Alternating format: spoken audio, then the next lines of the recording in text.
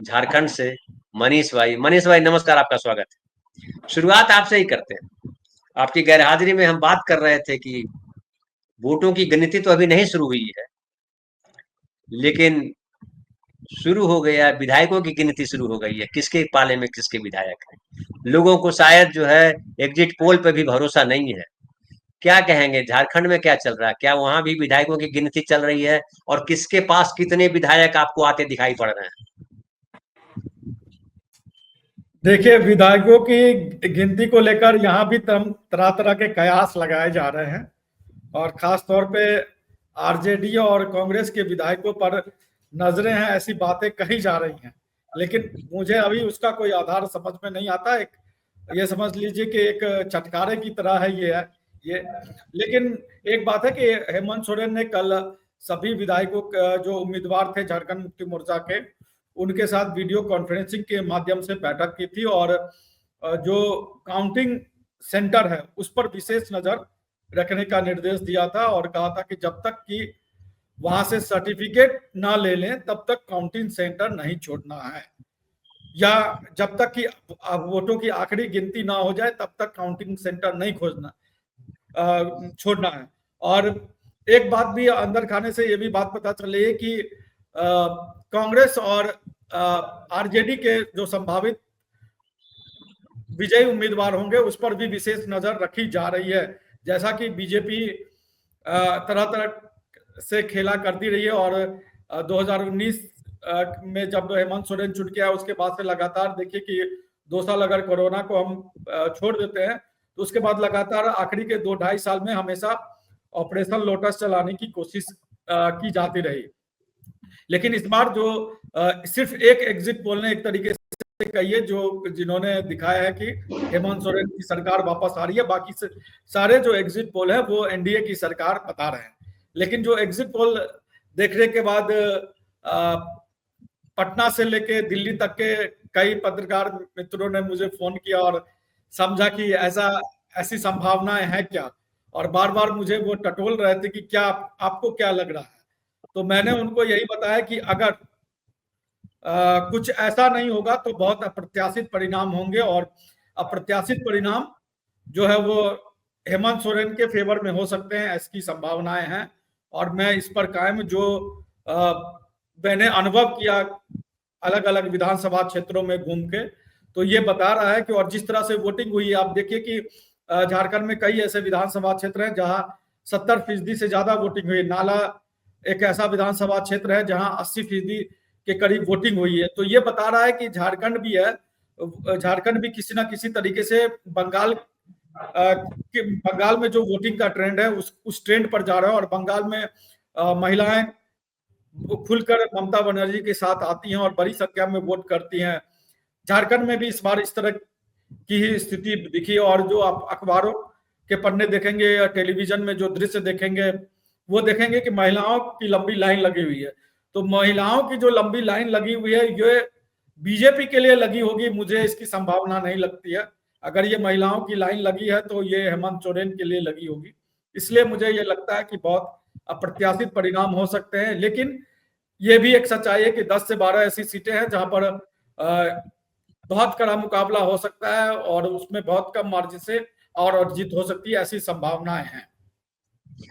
एक बात और बतलाइए मनीष भाई, कि जो आप विधायकों से, जो संभावित विधायकों से आप मुलाकात की होगी, आपने आप उनसे इंटरव्यू किया, हेमंत सोरेन से इंटरव्यू किया, कल्पना सोरेन से इंटरव्यू किया, उन लोगों के बात करने में कितना उत्साह दिखाई पड़ता है? क्योंकि उन लोगों को, जो मुख्य नेता होते हैं, उनको आकलन मिल जाता है कहाँ से क्या हो रहा है। प्लस वो सरकार में रहे तो इंटेलिजेंस उनका भी है और उनके पास खबरें आ जाती होगी। उनके बातचीत में कितना उत्साह आपको दिखाई पड़ा या निराशा दिखाई पड़ी?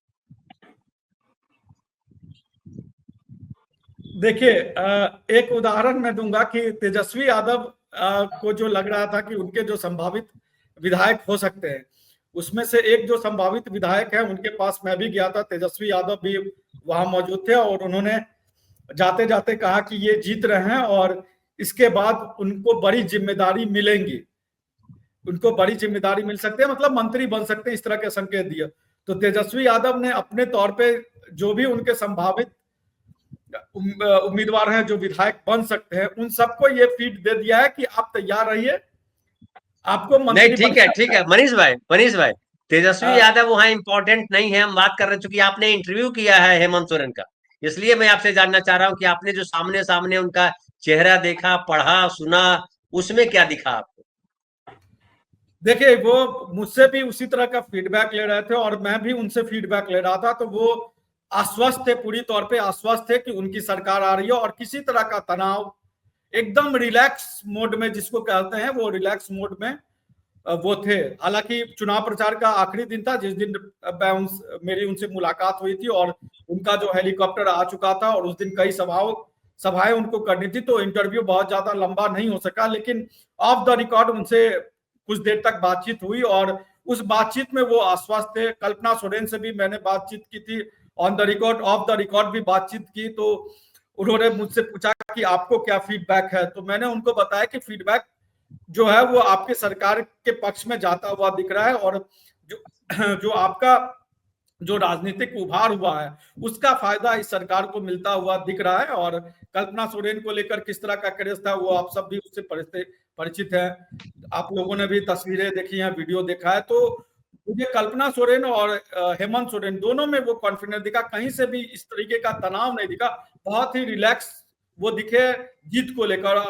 और ये मुझे लगता है कि ये उनको भी, क्योंकि उनके पास तरह तरह के सूत्र भी है जो उनको सूचनाएं देती हैं किस विधानसभा क्षेत्र में किस तरह की परेशानियां हो रही हैं, क्या दिक्कत हो रही है, तो मैंने देखा कि जिस विधानसभा क्षेत्र में उनको लगा कि कुछ और मेहनत करना चाहिए, वहां आखिरी आखिरी दिन तक हेमंत सोरेन और कल्पना सोरेन ने मेहनत की है।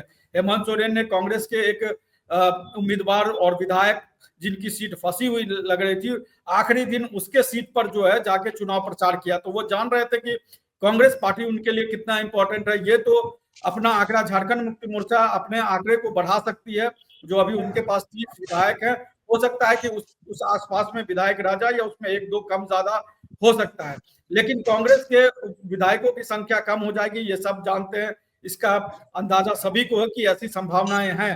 लेकिन मैं अभी मानता हूं कि जो दूसरे चरण का चुनाव प्रचार हुआ है उसको हेमंत सोरेन और कल्पना सोरेन ने बहुत ही गंभीरता से लिया है, और उस गंभीरता का परिणाम ये हुआ कि जो सीटें कभी मुझे लग रही थी कि कांग्रेस पार्टी लूज कर सकती है, उन सीटों पर कांग्रेस पार्टी फाइट करते हुए नजर आई। अब इसका चुनाव परिणाम पर क्या फर्क पड़ेगा, क्या वो उस सीट को जीत पाएंगे या नहीं जीत पाएंगे, ये अलग विषय है, लेकिन उन्होंने इस चीज पर वर्क किया। और इसलिए जो चुनाव आयोग के आंकड़े आए धनंजय जी, उसमें बताते हैं कि जो पहले चरण में जो चुनाव हुआ और दूसरे चरण में जो चुनाव हुआ, तो महिला वोटरों की संख्या में या वोटिंग प्रतिशत जो है पहले चरण के मुकाबले एक तरीके से कहे तो ज्यादा रहे, खासतौर पे जो संथाल परगना की सीट है वहां पर महिला वोटर कहीं ज्यादा खुल के सामने आए।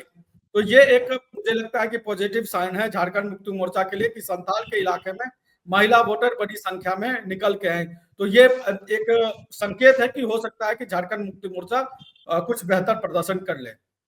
एक और आपसे सवाल जवाब चाहता हूं कि कल्पना सोरेन की हम लोगों ने बहुत बातें तो की है, कल्पना सोरेन की रैलियों में बहुत बड़ी भीड़ आई और कल्पना सोरेन एक जबरदस्त नेता के तौर पे उभरी।